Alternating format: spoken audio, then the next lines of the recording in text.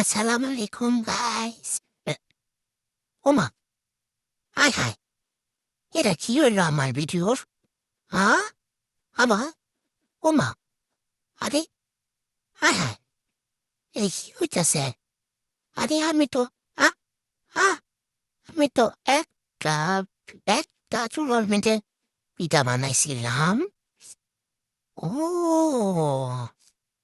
ভিডিওটা ওরা পাল্টা হইয়া গেছিল মনে হয়। যাক, আজকে আমি চিত্তা পিঠা বানাইছি। এই পিঠা খালি চিত্রে একটার উপরে একটা, বুঝছেন? একটার উপরে একটা চিত্র থালিকা, এই পিঠার নাম চিত্তা পিঠা। বত্তারা চামচের শুরু হই না। তারপর আমি আজকে বত্তারা দিয়ে চিত্তা পিঠা খাওয়ানোর চেষ্টা করলাম। পিঠা গরম, আমি শির বাড়ি পারতাছি না, করতে শুরু করবো কিছুই বুঝতেছি না। দাদি, ও একটু শিস, ও মা গো, ও মা গো, আমার হাতটা পুইরা গেল গো।